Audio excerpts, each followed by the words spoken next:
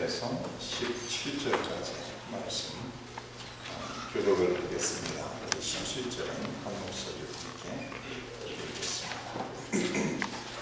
형제들아, 내가 너에게 알게 하노니 내가 전한 복음은 사람의 뜻을 따라 된 것이 아니니라. 내가 사람에게서 받은 것도 아니요 배운 것도 아니요 오직 예수 그리스도의 계시로 말미암은 것이라. 내가 이전에 유대교에 있을 때에 행한 일을 너희가 들었거니와 하나님의 교회를 심히 박해하여 멸하고 내가 내 본중 여러 영각자보다 내게를 지적하지 아니하여 내 조상의 전통에 대하여 억울할 수 있었으나 그러나 내 어머니의 태로부터 나를 택정하시고 그의 은혜로 나를 부르시니가 그의 아들을 만민에 전하기 위하여 그를 세상에 나를 당하시기를 기뻐하셨을 때에 내가 그들과 의논하지 아니하고 또 나보다 먼저 사도된 자들을 만나려고 예루살렘으로 가지 아니하고 아라비아로 갔다가 다시 다메섹으로 가더라. 아멘. 이런 걱정을 하게 됩니다. 그러나 모든 운동선수들의 결과는 그들의 노력의 결과라는 것을 알 수가 있습니다. 그래서 어느 팀이 탁월하게 아니면 어느 선수가 탁월하게 다른 선수들보다 더 잘한다 했을 때 그 선수가 그냥 그렇게 된 것이 아니라 아무도 보지 않는 그 시간 속에서 그는 무단히 노력을 하고 피나는 노력을 했기 때문에 그런 결과를 가져올 수 있는 것을 알 수가 있습니다. 그런데 오늘 저희가 읽은 이 말씀을 보면은 사람의 노력과 무관한 결과를 가져온 것에 대해서 성경은 기록하고 있습니다. 우리가 살아가는 세상은 내가 노력하고 내가 일한 대가를 받는 세상이죠. 그러나 성경에서 하나님의 백성들에게 가르치는 말씀은 우리가 뭘 한 것이 아니라 하나님의 전적인 은혜로서 이런 일들이 이루어졌다는 것을 가르치고 있습니다. 여기서 11절에 이런 말씀을 기록합니다. 형제들아, 내가 너에게 알게 하노니 내가 전한 복음은 사람의 뜻을 따라 된 것이 아니니라. 이는 내가 사람에게서 받은 것도 아니요 배운 것도 아니요 오직 예수 그리스도의 계시로 말미암은 것이라. 사도 바울이 이 갈라디아에 있는 교회들 성도들에게 편지를 쓰면서 인사말을 하면서 자기가 사도된 것이 자기의 사도권이 사람에게서 온 것이 아니고 사람이 준 것이 아니고 전적으로 하나님에게서 왔다는 것을 이미 강조한 바가 있습니다.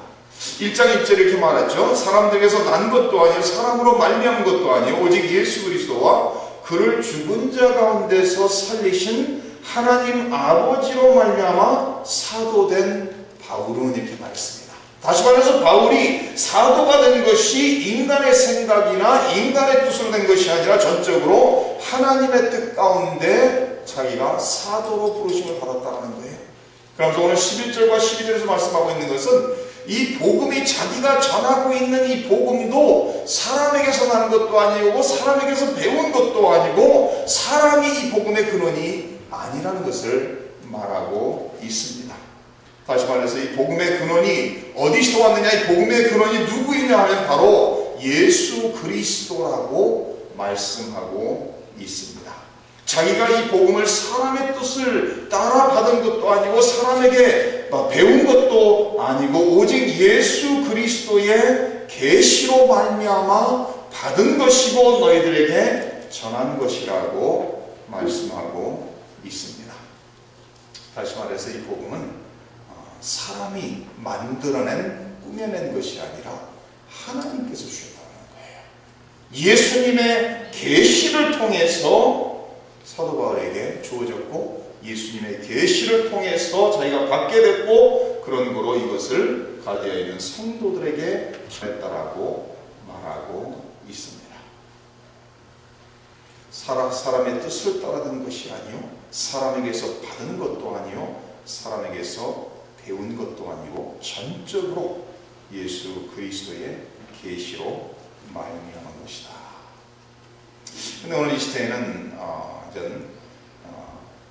하나님께서 주신 복음의 메시지가 있죠. 이것은 하나님께서 죄인들을 위해서 독생자들을 세상에 보내시고 십자가에 바치심으로써 희생하심으로써 구원의 선물을 주셨다는 것이죠. 근데 지금 갈라디아에 있는 성도들을 미혹하고 유혹하고 있는 내용이 무엇이죠? 예수님을 믿는, 예수님의 십자가의 죽으심과 부활 사건을 믿는 그 믿음을 통해서 구원받는 것이 아니라 그 복음을 믿고 복음을 받아들임으로써 구원받는 것이 아니라 더 나아가서 율법을 지켜야 된다고 지금 가르치고 있죠. 다시 말해서 율법주의자, 유대교 율법주의자들이 지금 말하는 것은 율법을 지킴을 통해서 구원을 받을 수 있다고 가르치고 있어요. 사도 바울이 말하는 것은 그것은 하나님이 주시는 복음이 아니라는 거예요. 다시 말해서 사람의 능력으로 사람의 힘으로서 무엇을 함으로써 구원을 얻을 수 있다면, 구원을 받을 수 있다면 그것은 복음이 아니라는 거예요.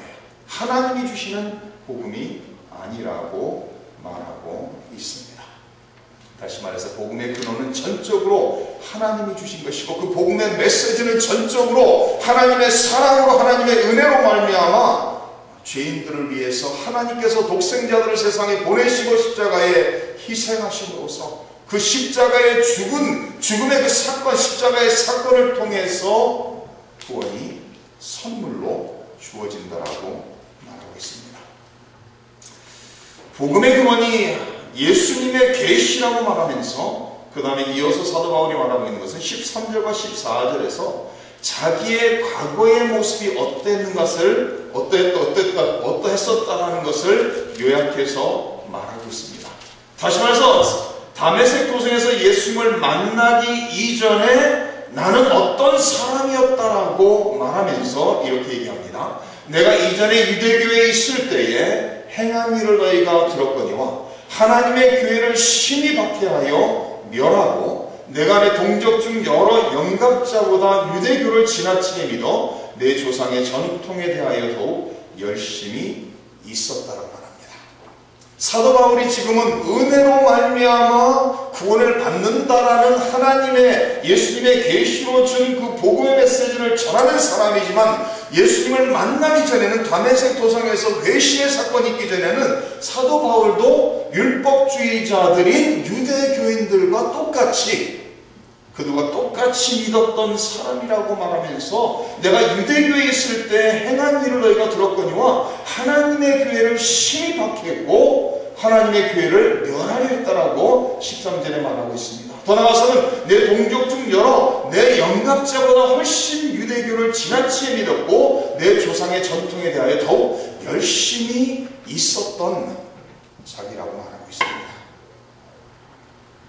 다시 말해서 사도 바울도 한때는 다메섹 도성에서 예수님을 만나기 전에는 자기도 그렇게 사는 것이 구원의 길이라고 믿었고 그렇게 해야 된다고만 믿었다라고 말하고 있습니다.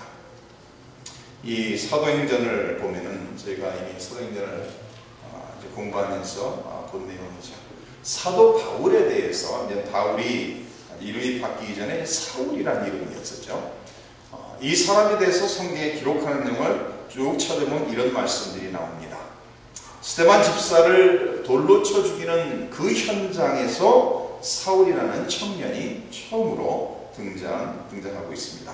사도행전 7장 58절 성 밖으로 내치고 돌로 칠세 증인들이 옷을 벗어 사울이라는 청년의 발 앞에 두니라. 8장 1절에 가서 이렇게 말합니다. 사울은 그가 죽임당함을 마땅히 여기더라. 지금 유대교 종교인들이 스데반 집사를 성 밖으로 끌고 나가 돌로 쳐 죽이는 순교당하는 모습을 바라보면서 마땅히 죽여야 된다라고 지금 사울이 생각하고 그 자리에 있었다라고 성경을 기록하고 있습니다. 3절에 사울이 교회를 전멸할세 각 집에 들어가 남녀를 끌어다가 옥에 넘기니라. 9장에 가서 이렇게 말합니다. 사울이 주의 제자들에 대하여 여전히 위협과 살기가 등등하여 대제사장에게 가서 다메섹 여러 회당에 가져갈 공문을 청하니 이는 만일 그 도를 따르는 사람을 만나면 남녀를 막론하고 결박하여 예루살렘으로 잡아오려 함이라. 22장에서 사도 바울이 그 사건들을 다메섹 도성 그 사건을 회상하면서 간증하면서 이런 말을 합니다. 이는 내가 이 돌을 박해하여 사람을 죽이기까지 하고 남녀를 결박하여 옥에 넘겼노니 이에 대제사장과 모든 장로들이 내 증인이라. 26장에서 이렇게 말합니다. 예루살렘에서 이런 일을 행하여 대제사장들에게서 권한을 받아가지고 많은 성도를 옥에 가두며 또 죽일 때 내가 찬성 투표를 하였고 또 모든 회당에서 여러 번 형벌하여 강제로 모독하는 말을 하게 하고 그들에 대하여 심히 격분하여 외국 성에까지 가서 박해하였다. 이렇게 말하고 있습니다. 이 모든 내용을 요약해서 사도 바울의 예수님을 만나기 전의 모습을 요약을 해보면 이런 내용입니다. 내가 내 동족 중 여러 영갑자보다 유대교를 지나치게 열심으로 믿었다. 내 조상의 전통에 대하여 내가 더욱 열심히 있었다. 하나님의 교회를 심히 박해했다. 하나님의 교회를 멸하기 위해서 최선을 다했다.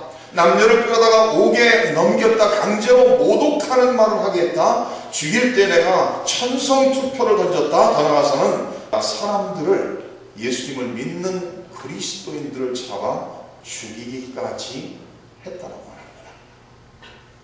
한번 생각해 보세요. 이 세상에서 예수님을 믿을 수 없는 사람이 누굴까 하는 이런 사람을 믿을 수 없는 사람이에요. 그리스도 예수님을 안 믿는 것이 아니라 예수님을 믿는다는 사람들을 박해하며 죽이며 옥에 가두며 자기의 삶 전체를 다 바쳐서 지금 예수님을 따르는 그리스도인들을 완전히 멸하고 몰살하는 것이 자기의 사명이라고 믿었던 사람이 바울이라는 사람이에요. 다시 말해서 이 바울이라는 사울이라는 사람은 도저히 예수님을 찾지도 않았고 예수님을 믿지도 않았고 어떻게 보면 더 나아가서는 예수님을 믿을 수 없는 그런 사람이었다라고 우리가 생각을 할 수가 있습니다. 그런데 바울이 대제사장에게 그 편지를 받아서 다메섹에 있는 그리스도인들을 잡아 결박하여 끌어오기 위해서 다메섹을 갔습니다. 그런 도중에 누구를 만나죠? 예수님을 만나요. 잘 들으세요. 사도 사울의 회심의 사건, 이것은 사울이 예수님을 아니면 하나님을 찾은 것이 아니라 누가 누구를 찾았죠?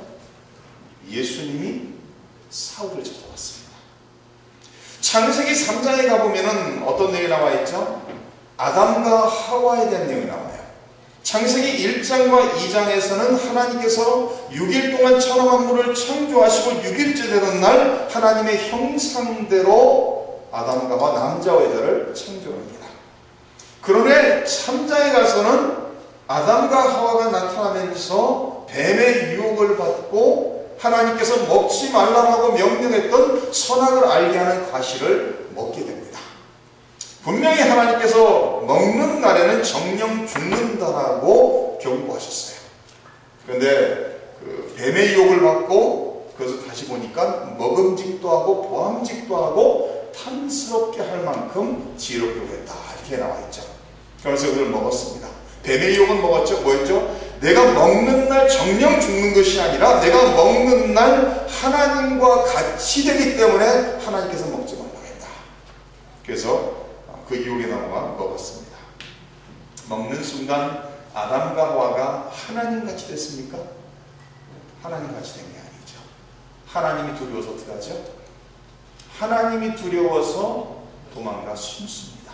자기들이 벌거벗은 것이 부끄러워서 무화과 잎으로 옷을 만들어 입고 하나님이 두려워서 도망가 숨습니다. 근데 누가 찾아가죠? 하나님이 찾아갔어요. 창세기 3장에 나타나는 그 내용은 역사 속의 회심의 사건, 역사 속에서 예수님을 믿고 구원의 만연에 세워지는 모든 사람의 모습을 나타내주는 대표적인 모습이에요.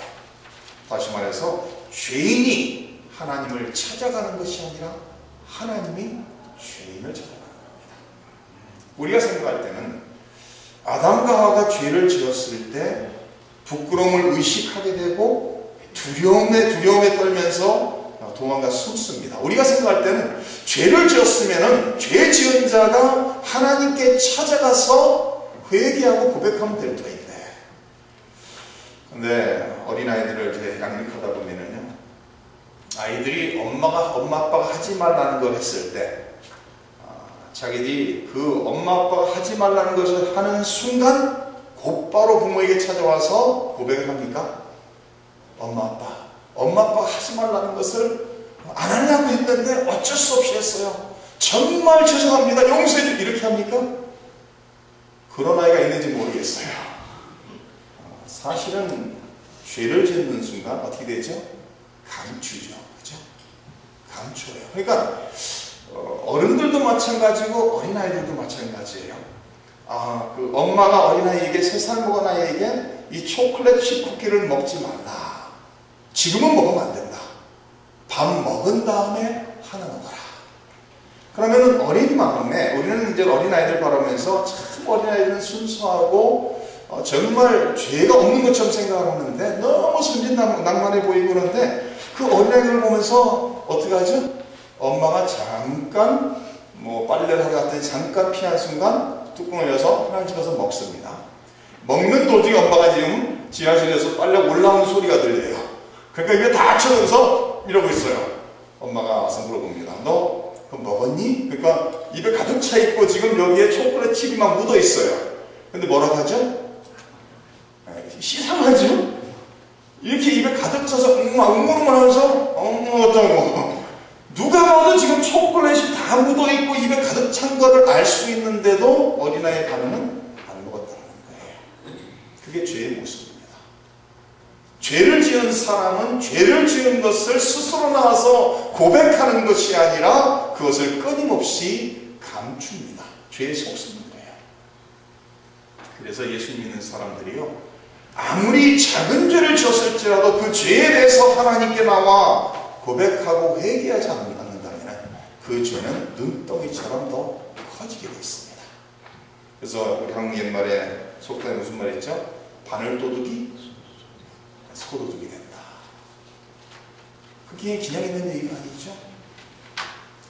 우리 예수 믿는 사람들은 우리가 기억해야 되는 것은 우리가 죄인 되었을 때에 하나님이 사랑해 주시고, 죄인 되었을 때 하나님께서 독생자 아들을 세상에 보내시고, 죄인 되었을 때 우리의 죄 대가를 위해서 독생자 아들을 십자가에 못 박으시고, 죄인 되었을 때에 하나님께서 우리를 찾아오셨다는 거예요. 그래서 하나님이 우리를 찾아오셔서 하나님이 우리를 만나주셨다는 거예요.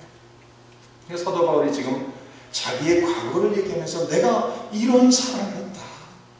나도 유대교의 율법주의자로서 이렇게 하는 것이 합당한 것이고 이렇게 해야지만 구원받는다라고 생각했던 사람이다. 그러나 그렇지 않다는 것을 깨달았다는 거예요. 그러면서 15절 이렇게 말합니다. 그러나 내 어머니의 태로부터 나를 택정하시고 그의 은혜로 나를 부르십니다. 그의 아들을 이방에 전하기 위하여 그를 내 속에 나타내시기를 기뻐하셨을 때에, 이렇게 말하고 있습니다. 하나님께서 바울을 언제 택하셨다고요? 한번 자세히 보세요. 15절에 하나님께서 내 어머니의 태로부터 나를 택정하셨다. 다시 말해서 바울이 탄생하기도 전에, 세상에 존재하기도 전에 하나님께서 정하시고 하나님께서 택하시고 하나님께서 찾아와 하나님께서 부르셨다라고 성경은 기록하고 있습니다. 다시 말해서 바울이 지금 예수님을 만나고 예수님을 믿고 구원의 반열에 세워진 것이 바울이 뭘 했기 때문이 아니라는 거예요. 자기의 노력이나 자기가 구원을 받을 만한 가치가 있었기 때문에 구원받은 것이 아니라 나는 너무나도 악한 사람이었고 하나님의 역사를 멸하기 위해서 나의 모든 힘을 다 쏟았던 사람인데 하나님께서 사랑으로, 하나님께서 은혜로서 나를 내 어머니의 태 속에서 택하시고 하나님의 은혜로 나를 부르셨다고 말하고 있습니다. 그래서 구원을 얘기할 때는 끊임없이 어떤 단어가 따라붙죠? 은혜라는 단어예요. 은혜로 구원받았다는 거예요.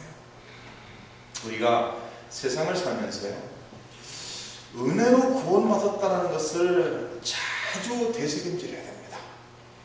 왜 그런가 하면 우리가 살아가는 세상은 내가 한 것에 대한 대가를 받는 세상이에요. 그렇죠? 내가 열심히 일하면 일한 대가로서 죽음이나 월급을 받습니다. 내가 열심히 운동을 하고 훈련을 하면 그의 대가로서 운동을 잘하는 사람이 돼요. 다시 말해서 우리가 살아가는 세상은 내가 한 것을 근거로서 그것의 대가를 받는 세상이에요. 그러다 보니까 전적으로 하나님의 100% 전적으로 하나님의 은혜로 거저 하나님의 사랑으로 은혜로 구원받았다는 것이 생소한 거예요. 그러니까 많은 기독교인들이 착각하는 것 중에 하나가 예수님을 안 믿는 사람을 바라보면서 저 사람은 참 악하다, 저 사람은 정말 소망이 없다. 근데 기억하셔야 되는 것은 나도 그런 사람이었다는 거예요. 나도 똑같은 사람이었다는 거예요. 우리 역사 속에서 악한 사람을 바라보면서 그런 사람은 소망이 없다라고 말하는데 우리 모두도 소망이 없던 사람이 살아가는 거예요. 그런 사람을 하나님께서 사랑으로 찾아와 주시고 만나 주시고 불러주셨다는 말씀입니다. 에베소서 1장 한번, 갈라디아서 다음이 에베소서죠. 한번 가보시기 바랍니다. 에베소서 1장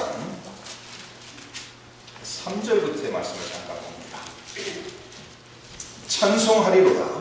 하나님 곧 우리 주 예수 그리스도의 아버지께서 그리스도 안에서 하늘에 속한 모든 신령한 복을 우리에게 주시되 곧 창세전에 그리스도 안에서 우리를 택하사 우리로 사랑 안에서 그 앞에 거룩하고 흠이 없게 하시려고 그 기쁘신 뜻대로 우리를 예정하사 예수 그리스도로 말미암아 자기의 아들들이 되게 하셨으니 이는 그가 사랑하시는 자 안에서 우리에게 거저 주시는 것 그의 은혜의 영광을 찬송하게 하려는 것이라.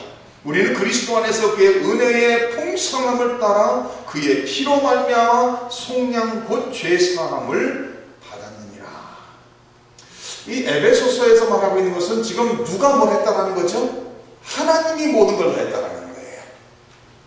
하나님께서 창세 전에 그리스도 안에서 우리를 택하셨다는 거예요. 하나님께서 하나님의 기쁘신 뜻대로 우리를 예정하셨다는 거예요.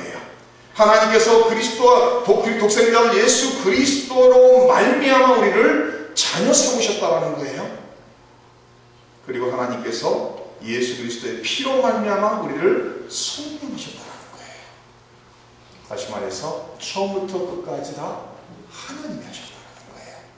이거보다 더 정확히 나오는 내용이 로마서 8장에 이렇게 나와 있습니다. 로마서 8장 29절 하나님이 미리 아신 자들을 또한 그 아들의 형상을 본받게 하기 위하여 미리 정하셨으니.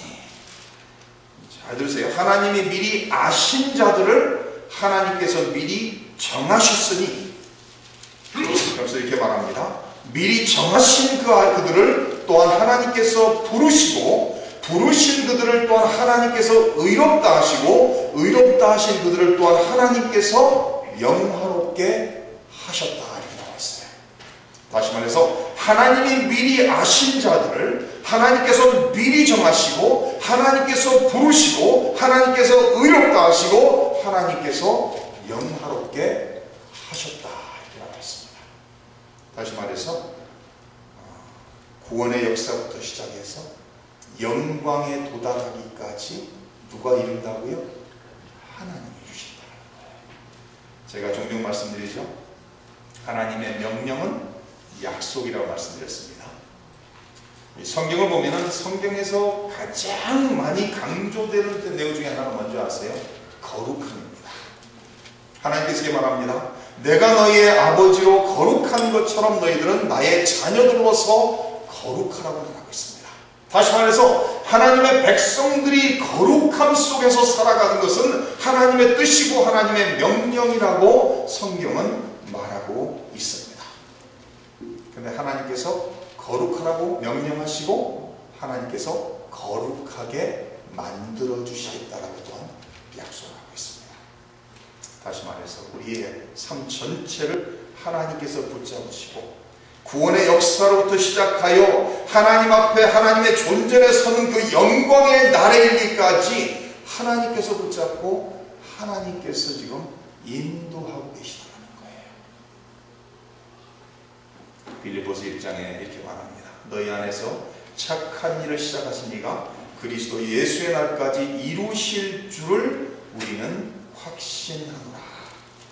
데살로니가전서 5장에 이렇게 말합니다. 평강의 하나님이 친히 너희를 온전히 거룩하게 하시고 또 너희의 온 영과 혼과 몸이 우리 주 예수 그리스도께서 강림하실 때 흠없게 보존되기를 원하노라.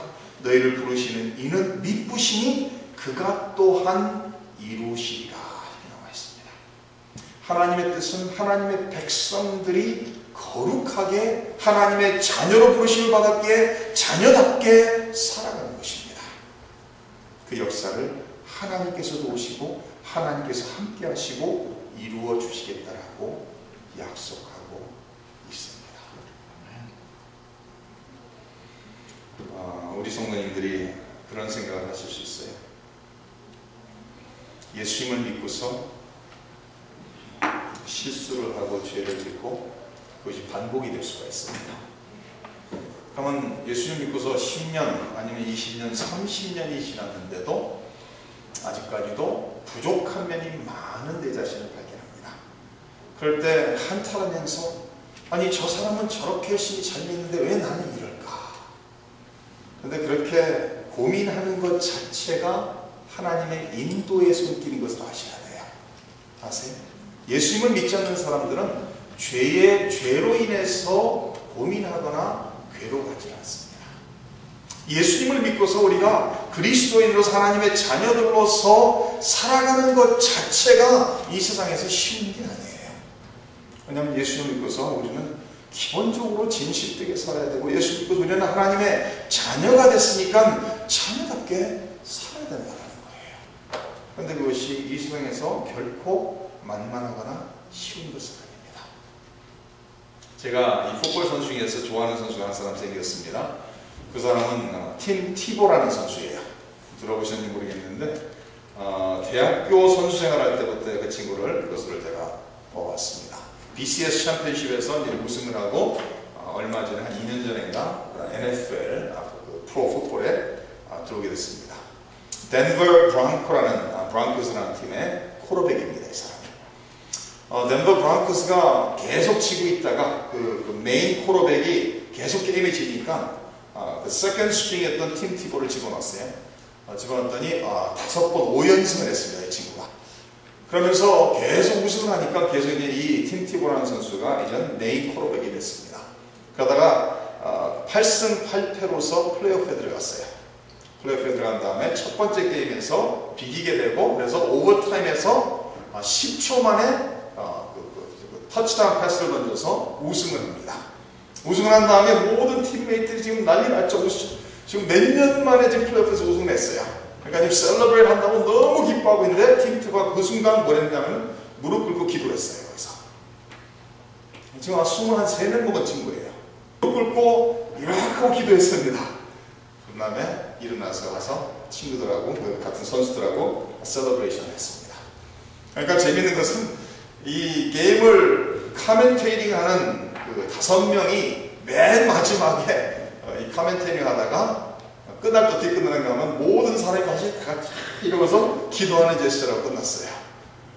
이 팀 티버라는 사람이 인터뷰에 나왔습니다. 인터뷰에 나와서 질문합니다. 너는 풋볼 선수 생활을 얼마나 할 것 같으냐? 그러니까 이 친구가 이렇게 대답을 해요. I don't know. 나는 나의 미래에 대해서 알 수 없다. I don't know about my future. But I know who holds my future.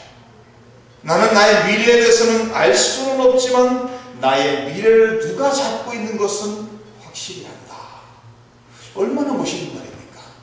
내일은 모르지만은 내일을 잡고 있는 사람은 분이 누구시라는 것을 나는 확실히 한다. 그러면서 이렇게 얘기해요. Football is only a game. It's only a game. It's only a sports. 그러면서 이 팀 티보라는 선수가요. 매번 이 프로페셔널 게임을 할 때마다 Make-A-Wish 파운데이션에서 terminally ill, 치료할 수 없는 불치의 병을 앓고 있는 어린아이들을 풋볼 게임에 데려와요. 그래서 게임 전에 이 어린아이들과 같이 놀다가 게임을 한 후에 게임이 끝나고 또 그 어린아이들과 함께 놉니다. 그러면서 매 게임마다 그래요. 그 질문합니다. 왜 그러느냐? 그랬더니 풋볼은 그저 내가 하나님의 영광을 나타낼 수 있는 방법이라는 거예요.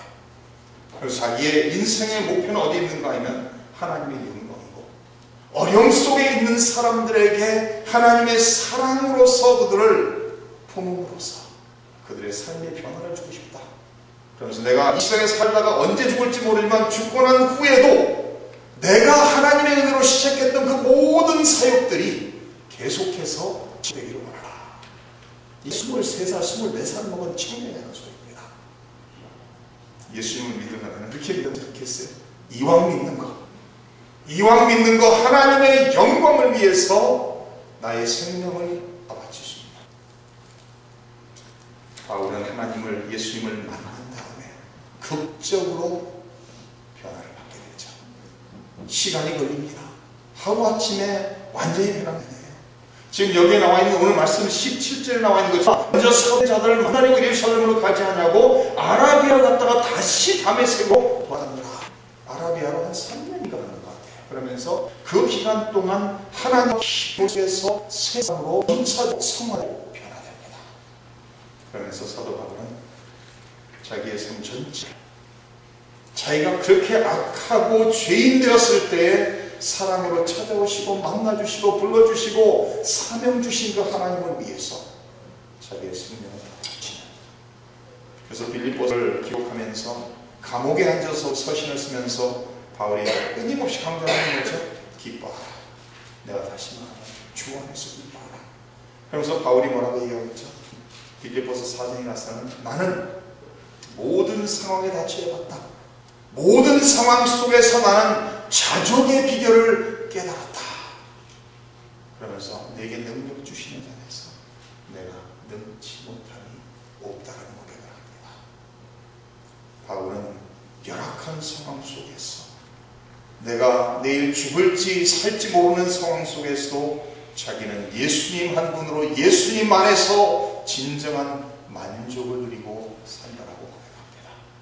사랑하는 성도님들, 하나님께서 성도님들을 사랑하시고 부르시고 자녀 삼아 주셨습니다. 자녀 삼아 주셨으니 자녀답게, 자녀다운 사람들